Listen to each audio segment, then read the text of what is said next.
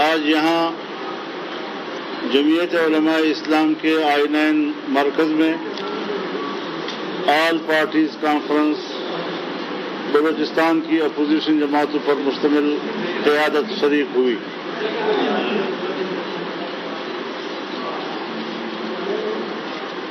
اجلاس میں ملکی اور قومی معاملات زیر غور آئے اور جن مشترکہ نکات پر اتفاق ہوا ہے وہ مشترکہ نکات اس پریس کانفرنس کے سامنے پیش کیے جاتے ہیں۔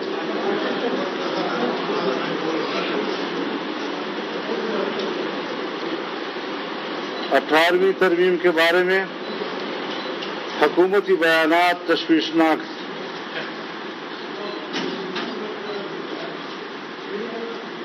آج کا اجلاس 18ویں ترمیم کے حوالے سے حکومتی عزائم پر تشویش کا اظہار کرتی ہے۔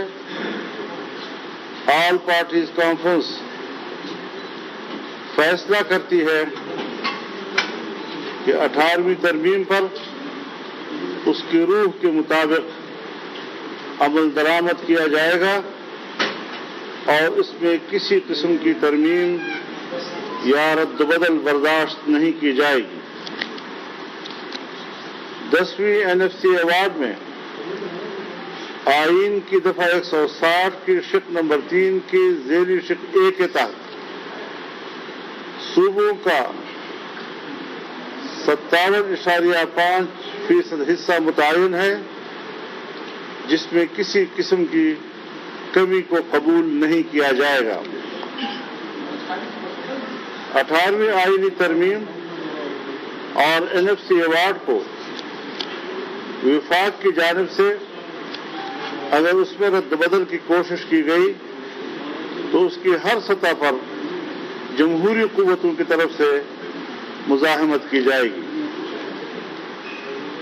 اجلاس میں وفاق کی جانب سے ملک کی وفاقی پارلیمانی آئینی اور سیاسی نظام، سیاسی پارٹیوں اور ملک کے سیاسی اداروں یعنی پارلیمنٹ کے اختیارات غصب اور سلب کرنے اور انہیں بے وقت بنانے کی دانستہ کوششوں اور اس کے برعکس ملک میں ڈمی اور غیر سیاسی عناصر کو آگے لانے کی شدید مذمت کرتے ہیں۔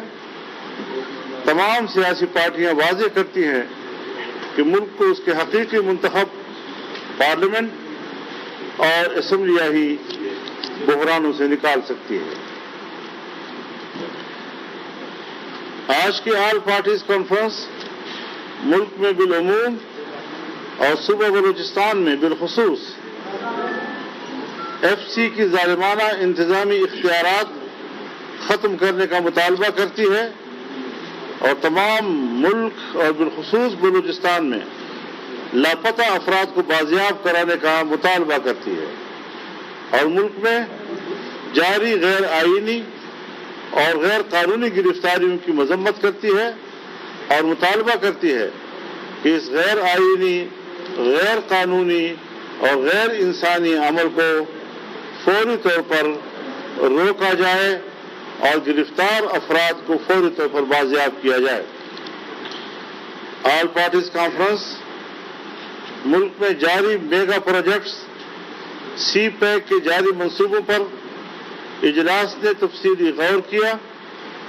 اجلاس نے شدت کے ساتھ یہ محسوس کیا کہ سی پیک میں بلوچستان کو مکمل طور پر نظر انداز کیا گیا ہے اور تاحال سی پیک کے حوالے سے کوئی پروجیکٹ لانچ نہیں کیا گیا۔ آل پارٹیز کانفرنس مطالبہ کرتی ہے کہ سی پیک میں شامل صوبے کے تمام اہم منصوبوں پر مکمل عمل درآمد کیا جائے۔ آل پارٹیز کانفرنس صوبہ بلوچستان میں ٹڈی دل کے حملے کے حوالے سے حکومت کی غفلت، کوتاہی اور لاپرواہی کی مذمت کرتی ہے۔ اجلاس سمجھتا ہے کہ تمام صوبے پر ٹڈی دل حاوی ہو چکا ہے، صوبائی حکومت اس کی روک تھام میں مکمل ناکام ہو چکی ہے۔ ہم مطالبہ کرتے ہیں کہ ٹڈی دل کے تدارک کا انتظام کیا جائے تاکہ ہم اپنی زراعت کا تحفظ کر سکیں۔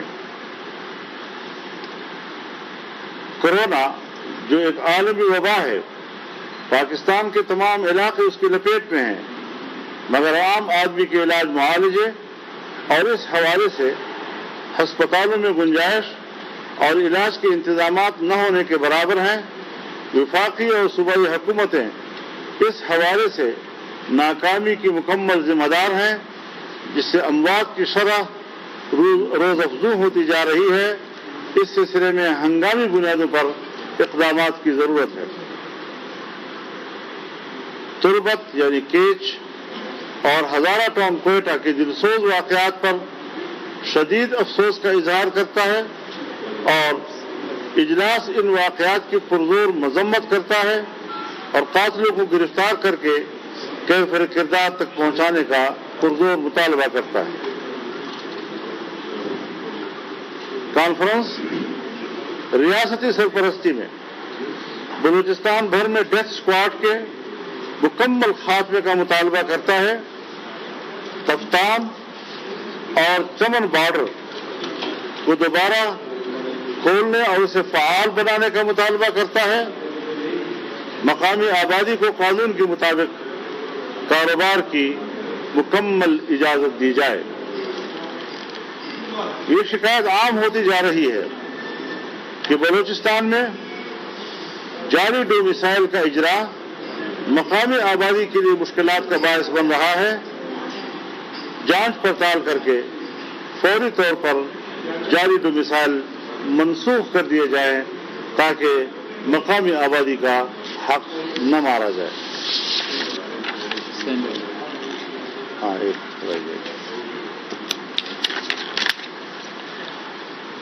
اجلاس مطالبہ کرتا ہے کہ سینٹ جو وفاق میں اکائیوں کی نمائندگی کا مؤثر ادارہ ہے، اس کے اختیارات میں اضافہ کیا جائے۔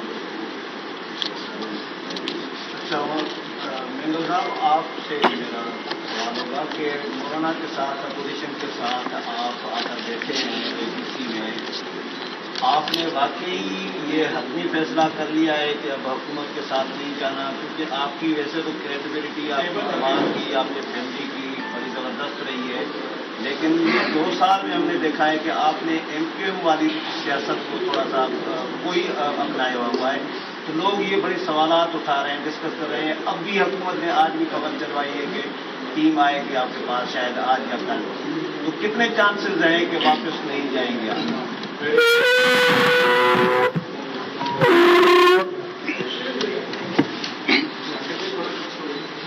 جہاں تک حکومت سے اتحاد کا تعلق ہے، میرے خیال میں پاکستان کی پارلیمانی تاریخ میں ہی کبھی ایسا ہو کہ فلور آف دا ہاؤس کسی نے جو ہے حکومت سے لا تعلقی کا اعلان کیا ہو، خاموشی میں کیا ہو، رات کے اندھیرے میں کیا ہو، واٹس ایپ پہ کیا ہو یا ٹویٹر پہ کیا ہو۔ بلوچستان نیشنل پارٹی وہ واحد پارٹی ہے جس نے یہ اعلان کیا۔ اس سے پہلے ہم ان کو وارن کرتے رہے، بارہا ان کو وارن کرتے رہے، جب وہ ہمیں مذاکرات کے لیے آئے تو ہم نے اپنے خدشات کا اظہار کرتے رہے۔ اور جمعیت علماء پاکستان اور بلوچستان نیشنل پارٹی شاید آپ کے علم میں نہیں ہے،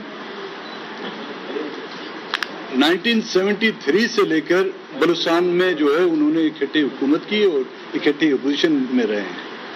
93 میں مولانا واسع بھی ساتھ تھے ہمارے، میں ان کا اپوزیشن لیڈر بھی تھا، اور اس کے بعد حکومت جب بنی ہم اکٹھے رہے۔ ابھی بھی بلوچستان میں اگر اپوزیشن میں ہیں تو 2 بڑی جماعتیں، جمعیت علماء پاکستان بلوچستان، بلوچستان نیشنل پارٹی اور PK میں اپوزیشن میں بیٹھے ہیں، باقی تو سب حکومت میں ہیں،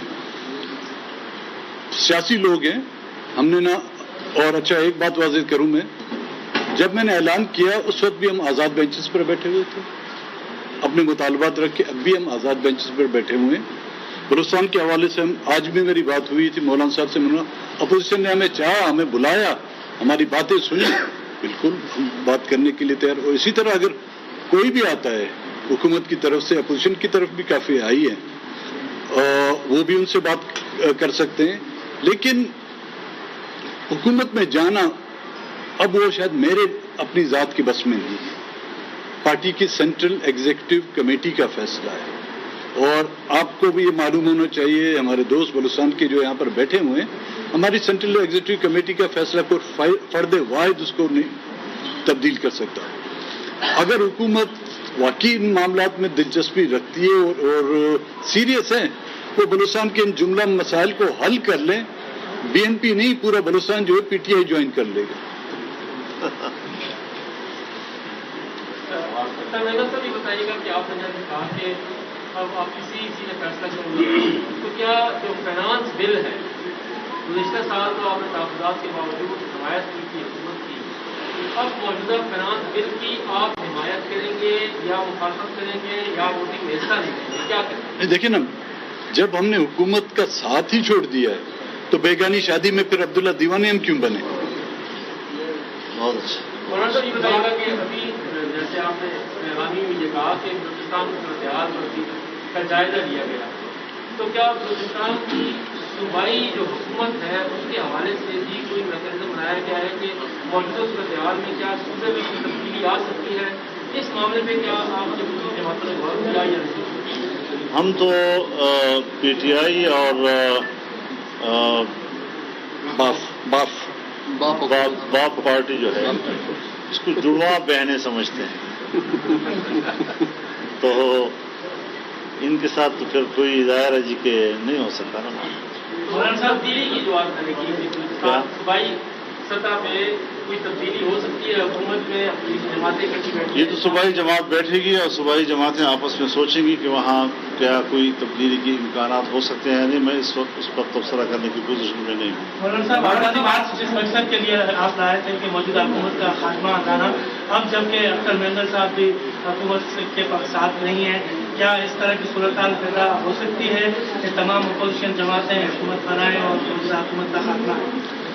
देखिए, फिलहाल तो बुनियादी बात यह है कि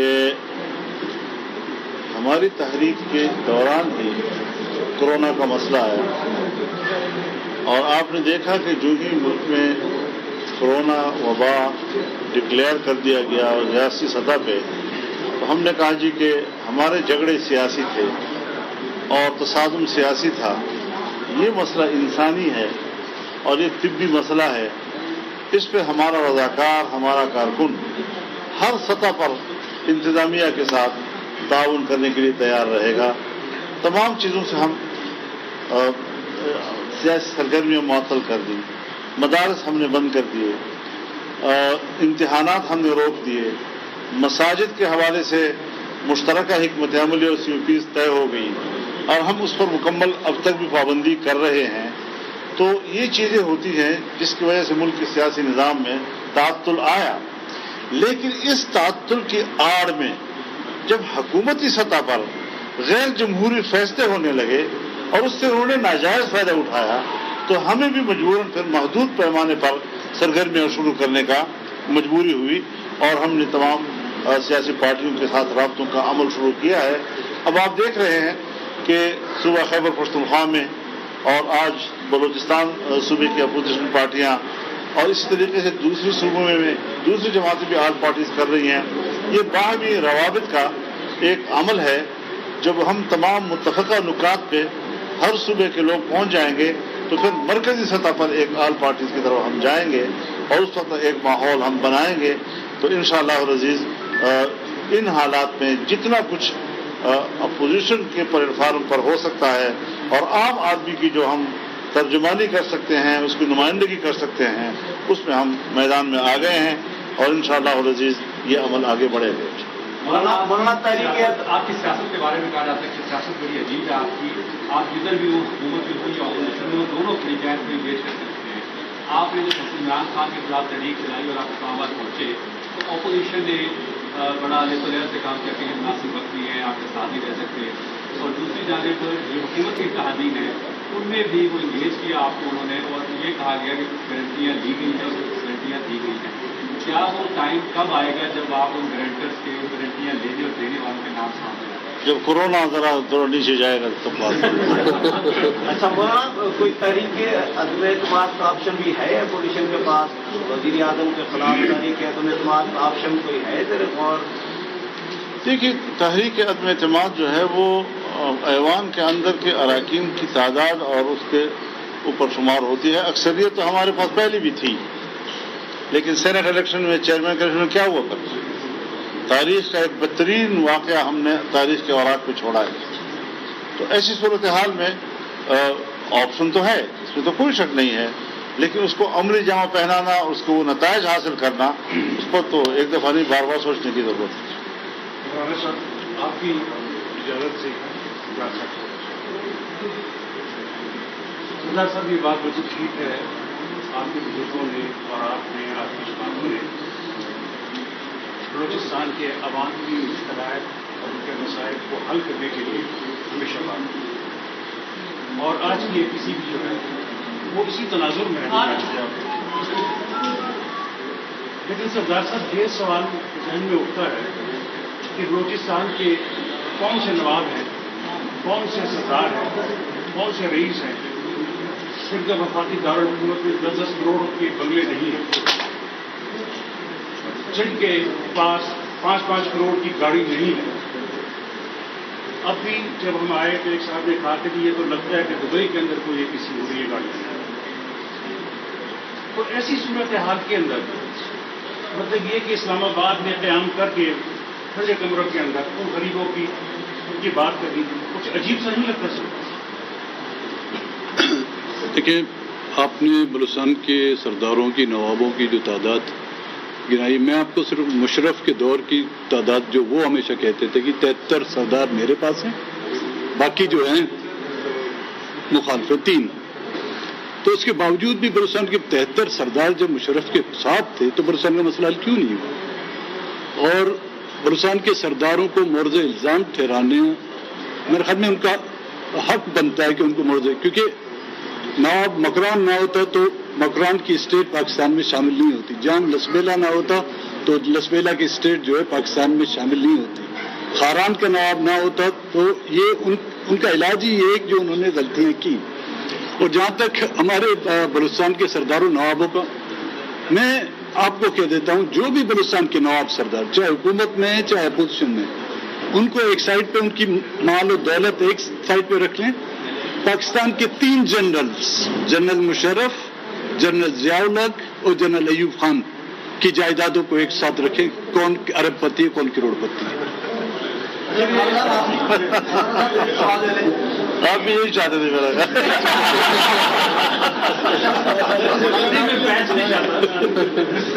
مولانا صاحب، ہم اپوزیشن کے لوگوں کا جب کوئی کیس آتا ہے، جب ان کا نام کسی کمیشن میں آتا ہے، انکوائری ہوتی ہے تو ان کو فوراً پکڑ لیا جاتا ہے یا ان کو نوٹسز بھیج دیے جاتے ہیں.